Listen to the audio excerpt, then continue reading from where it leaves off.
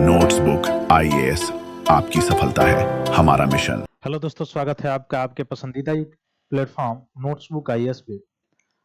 दोस्तों, हम लोग बात करेंगे अभी भारत और यूएस में। अभी कुछ दिन पहले हम लोगों ने देखा कि एक डील हुई थी, जैसे एलपीजी से रिलेटेड है ना, लिक्विफाइड पेट्रोलियम गैस से रिलेटेड। भारत जितना आयात करता है एलपीजी, उसका 10% एलपीजी अब यूएस से मंगाने वाला है, ठीक ना। और अभी दूसरा जो है, यह आप देख पा रहे हैं, ये है कि भारत जो है अपने जो कुछ हथियार जो है, जैसे जेवलिन मिसाइल हो गया और कुछ हथियार जो है, वह अमेरिका से डील किया हुआ है, खरीदने वाला है। कुछ समय बाद जो है डील हो चुकी है इसकी, लगभग डॉलर 93 मिलियन की ये डील है और यह मुख्य रूप से भारत खरीदने वाला है। अब बात यहाँ पे दो चीजों का है। दो चीजों क्या है? एक तो अमेरिका, आप सोच रहे होंगे कि अमेरिका भारत पर सैंक्शन लगाया हुआ है, टैरिफ लगाया हुआ है।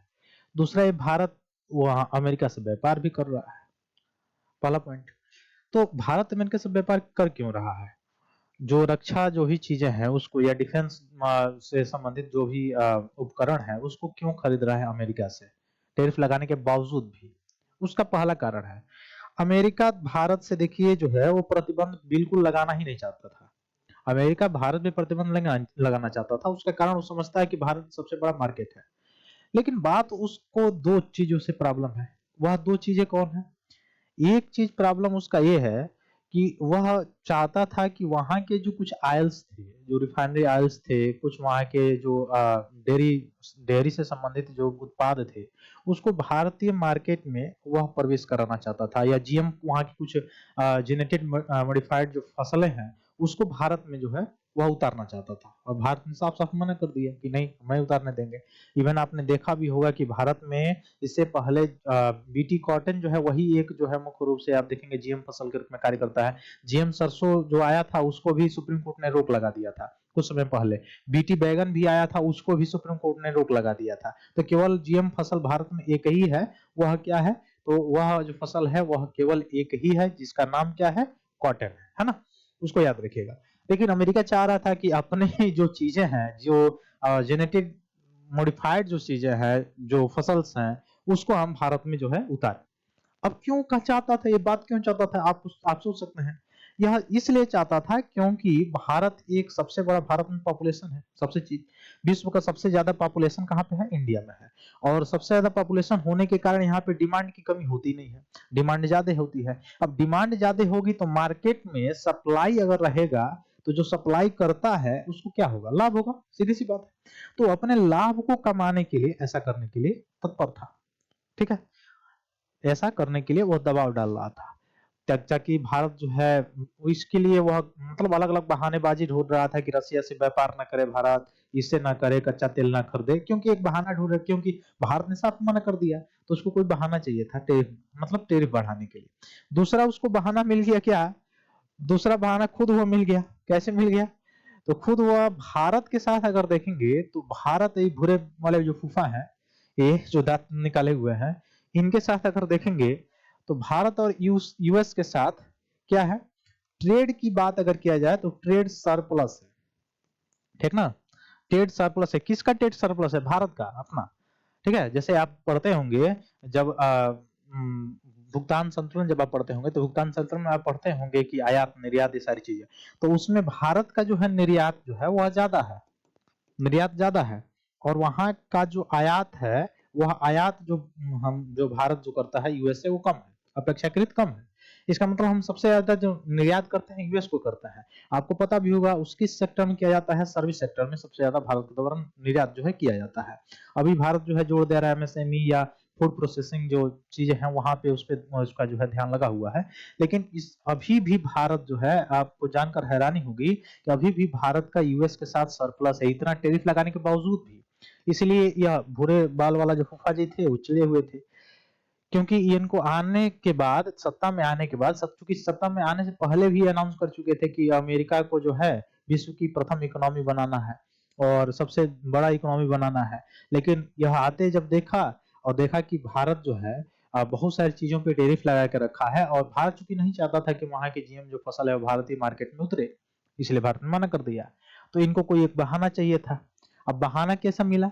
तो बहाना मिला कि हम इस पे जो है रसिया से व्यापार कर रहे हैं, इसलिए हम इस पे क्या लगा देंगे? सैंक्शन लगा देंगे या टेरिफ लगा देंगे, ठीक है।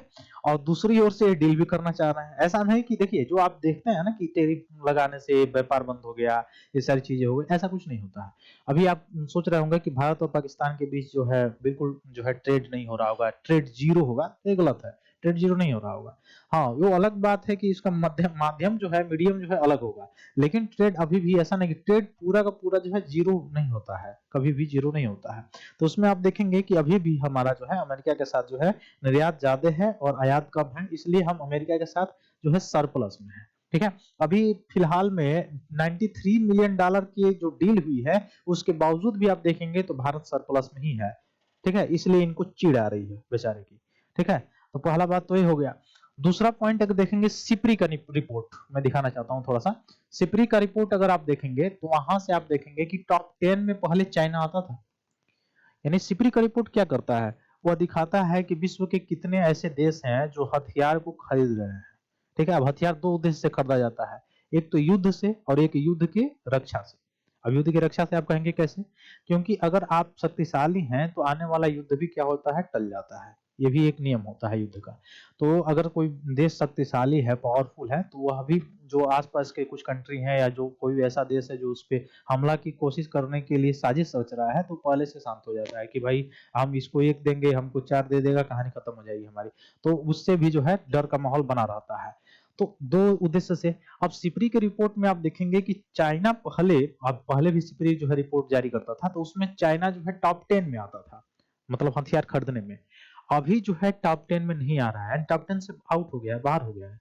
अब आप कहेंगे कि टॉप 10 से आउट हो गया तो क्या मतलब है, मतलब ये है कि वह अपने लेवल पे, अपने जमीनी स्तर पे, अपने जो है देश लेवल पे, कंट्री लेवल पे, नेशनल लेवल पे इतने बड़े मात्रा में खुद हथियार बनाना शुरू कर दिया है, खुद डिफेंस क्षेत्र में जो है उतना जो है आप कहेंगे कि निवेश करना शुरू कर दिया है कि अब जो है चाइना को अन्य देशों से हथियार ज्यादा खरीदने की जरूरत नहीं है। यानी वह खुद आत्मनिर्भर बन गया है, ठीक है। वैसे आप देखेंगे और भी बहुत सारे देश हैं जो ऐसा आप कृत्य करते हुए देखेंगे। उसमें सबसे ज्यादा जो है, सबसे नंबर वन पे पहले जो था वो भारत ही था, लेकिन खैर वो संजोग है, यूक्रेन और रूस का जो युद्ध चल रहा है जिसके कारण यूक्रेन फर्स्ट पे है और भारत सेकंड पे है, ठीक है। तो भारत अभी भी जो है अन्य देशों से जो है अपने हथियार को खरीदता है, लेकिन अलग अब धीरे धीरे जाके भारत जो है जो डिफेंस सेक्टर है, इस सेक्टर में भी जो है कोलैबोरेशन करने का काम कर रहा है। इस सेक्टर में भी एफडीआई का आपने देखा कि अनुमति देने का धीरे धीरे शुरुआत किया हुआ है। प्राइवेट सेक्टर की जो कंपनियां हैं उनको जो है इसमें इन्वेस्टमेंट करने के लिए जो है ऑफर देने का काम किया है। तो इससे क्या होगा, इससे बहुत सारी चीजें होंगी। एक तो आप आत्मनिर्भर बनेंगे, आपके वहां वो सारी चीजों का जो है उत्पादन होगा, उत्पादन होगा तो आपके वहां रोजगार बढ़ेगा, रोजगार बढ़ेगा, साथ ही साथ आपकी अर्थव्यवस्था बढ़ेगी। दूसरी चीज, आपके वहां डेवलपमेंट जब होगा, आपके वहां वो सारी चीजें बनेगी, तो आपका ट्रेड जो घाटा है, व्यापार घाटा है, जो आप दूसरे देशों से उस चीज का आयात करके तब आप मंगाते हैं, वह ट्रेड घाटा भी मतलब कम होगा। और जो भुगतान संतुलन है वो संतुलित रहेगा।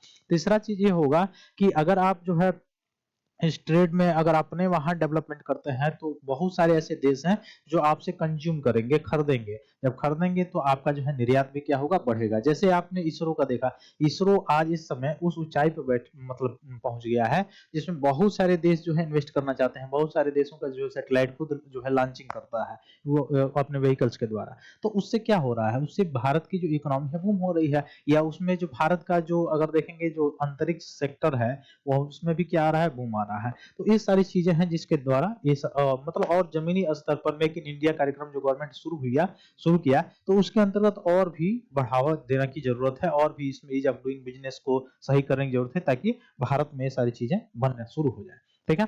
तो 20 नवंबर 2025 को यूएसए की जो रक्षा सहयोग एजेंसी है, और रक्षा सहयोग एजेंसी का नाम क्या है, तो याद रखिएगा डीएससीए, जो यूएसए की रक्षा सहयोग एजेंसी है, वह लगभग भारत से 93 मिलियन अमेरिकी डॉलर यानी 826 करोड़ रुपए मूल्य का विदेशी सैन्य बिक्री का मंजूरी दिया हुआ है। इसमें क्या क्या शामिल है, तो दो घटक शामिल है, याद रखिएगा। एक है FGM-148 है, और एक है जेवलिन एंटी टैंक मिसाइल, ठीक ना। और M90-182A1 एक्सक्लेवियर सटीक निर्देशक तोपखाना प्रोजेक्शन, यह दो चीजें जो है इसमें शामिल हैं जो भारत डील किया हुआ है अमेरिका से, जो मुख्य रूप से भारत में आने वाला है, ठीक ना। तो जेवलिन पैकेज का अनुमान लगभग 45.7 मिलियन अमेरिकी डॉलर है, और वही एक्सकेल्वियर पैकेज का जो अनुमान लगाया गया है वो 47.1 मिलियन डॉलर ये बताया जा रहा है। और 1 मिलियन जो है अमेरिकी डॉलर बताया जा रहा है ना। तो भारत ने 100 जेवलिन राउंड और 1 जेवलिन मिसाइल यानी फ्लाई टू वाई और 25 जेवलिन लॉन्च यूनिट जो है वह उसका जो है अमेरिका से जो है अनुरोध किया हुआ था, रिक्वेस्ट किया हुआ था।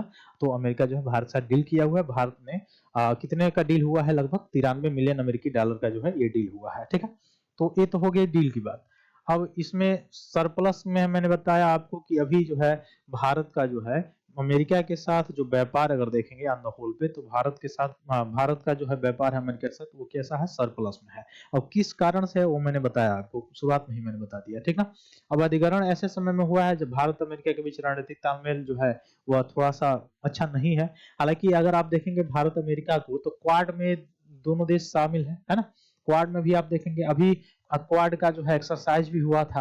कौन सा एक्सरसाइज हुआ था? मालाबार एक्सरसाइज, है ना। तो क्वाड का एक्सरसाइज जो होता है, क्वाड में कितने देश शामिल है? 4 देश शामिल है। इंडिया शामिल है, ठीक ना। उसके बाद से कौन शामिल है बताइए?